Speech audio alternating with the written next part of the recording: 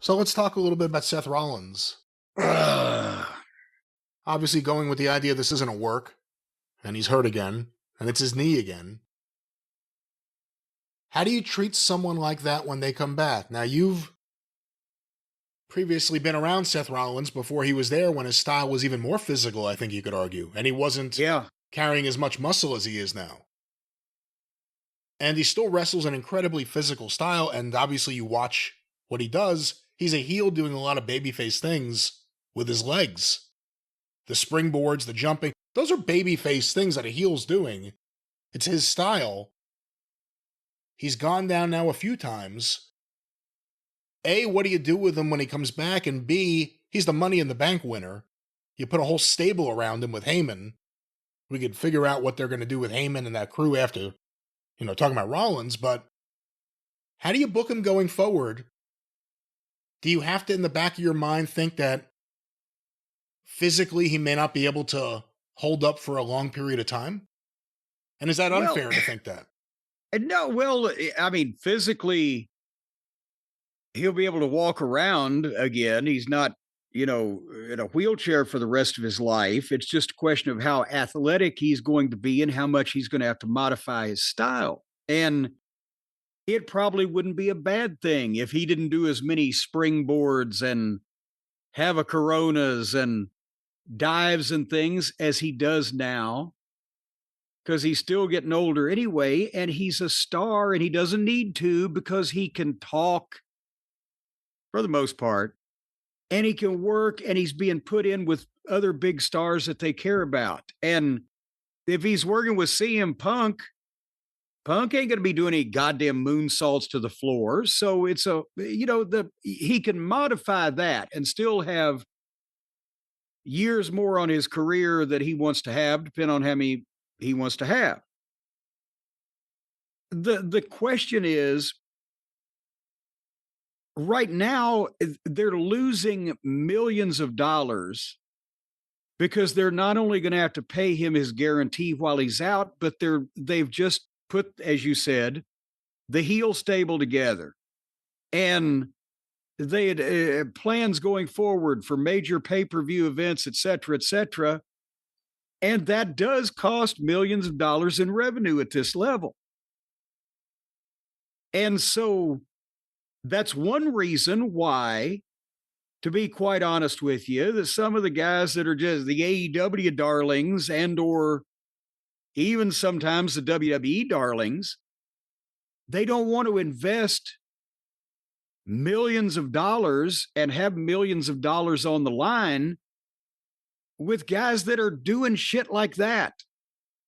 Because this was a kind of a medium range difficulty wrestling maneuver these days. But as we've seen, it can happen with a simple thing. And that's why the WWE won't tolerate guys going to the extent they do in AEW and devaluing all the big moves, because they don't want the guys to have to do so much more to get the same response, which leads to the multiple injuries and surgeries that are more prevalent now in every company. So there's a lot of money on the line here. And if I was them, I would keep Seth on television every week as much as possible with Heyman, with the other two guys as a tag team, henchman, whatever the fuck, and put Seth in a guy. Remember when Brett was hurt and was in a wheelchair as the leader of the Hart Foundation? 97, yeah. But he was still on TV every week. He was really hurt. He had the knee scoped. But we kept him on television, and he was still the leader of the group. Well, now they're going to say, oh, Seth needs to have surgery and do his rehab and, go to the beach house or whatever the fuck they do these days. We'll see him in 6 months or whatever. I don't know. But if it was old time wrestling and you wanted to keep the booking going and the guy had to show up to get paid, you'd have him out there in a fucking wheelchair with that leg all wrapped up like a mummy and have him still talking and getting heat and pointing his finger to have other people do shit. But I don't know. We may not see that for a while. If they go the other way and it's Dr. James Andrews, surgery, hardcore rehab from home, what do you do with Heyman in the stable? Do you look at this as a chance to do something different with someone else and set up Rollins to be a babyface when he comes back? If he's not going to actively be on TV, but Heyman obviously is, and Braun and Bronson will be, what are the options and what should they do? It might not be if it's the ACL, if it's 6 to 9 months, and again, the other ligaments aren't quite as serious, but he's had previous damage. Maybe this is just something else, but it's still going to be a little while, one would assume. I mean, can Heyman do the Jimmy Hart, Jerry Lawler? I swear to God, with Braun Breaker. Yeah. With Braun Breaker, well, what about if Paul still has the briefcase? Because, Seth had to go to the hospital. Paul's got the briefcase in his car. Possession. Paul bestows the briefcase on Braun Breaker because Paul's already looking ahead to his next young champion. That's heat. And then, and it's the line, what about Seth Rollins? Well, what do you do with a racehorse when he breaks his leg? You shoot him. And then Seth could come back for Braun. And that doesn't, because again, people are so smart. If this is a legitimate injury and it's a long rehab, as you said, people are going to be sympathetic to him when he comes back because he's gone through all this. So how about if his goddamn wise man it ended up saying, okay, I'll take your shit and put it on somebody else, another horse I can ride because I shot you because you were no good to me anymore. And then you've got Braun Breaker and Seth Rollins. That's money with Paul, in the middle of it. I mean, obviously LA Knight beat him. Could do something with LA Knight having to do with that, but I don't know what. But no, I don't think otherwise than LA Knight having that win under his belt to be referred to and what he does next over the next few weeks or whatever. I don't think that's going to historically be a match that is even remembered or referred to. They're going to slide on by. Some people will say Rey Mysterio, by and large, even though he's older now, wrestles the same kind of match he wrestled 20 years ago. And no, he doesn't. And he has no knees. His knees are gone. But that's what the thing. He does the same thing, a couple of the same things that people remember him doing. But no, and this is not a disrespect to Rey Mysterio. It's an acknowledgement that he's 30 years older than people first saw him, and he's had injuries, and he is smart enough and talented enough to modify his shit to where now, if the people see Ray shine for 45 seconds, do a trademark thing, get cut off and sell, get sympathy, and then make a comeback, hit a couple of things off the ropes and a 619, they're happy. And go back and look at what Rey Mysterio was doing in 1997 or whatever. And no, it's not the same thing. But he's smart. Well, going to Seth Rollins, he's 39 years old.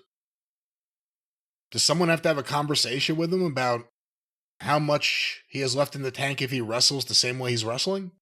Well, no. He should be having that conversation with himself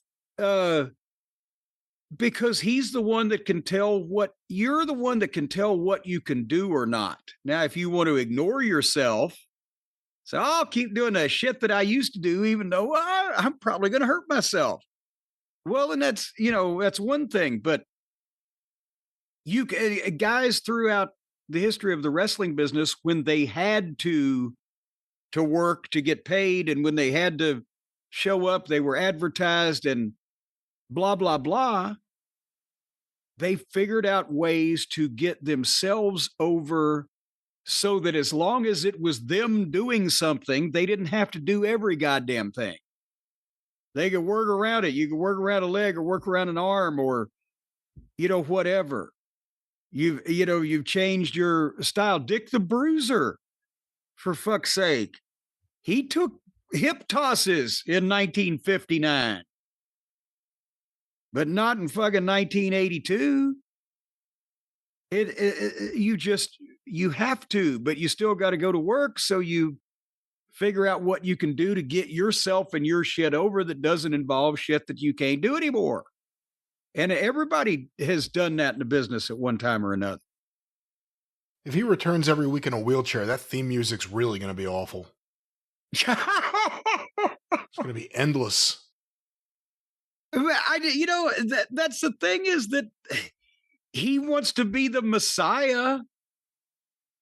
Well, he could come out with a goddamn, I'm just saying now, I like fucking Paul taking the case and giving it to Braun better. But if they wanted to keep him on TV, he could come out with the Jim Jones sunglasses and the wheelchair and the whole 9 yards and preach to people and corrupt his evil minions with Paul beside him. I think it was off air. If it was on air, I apologize.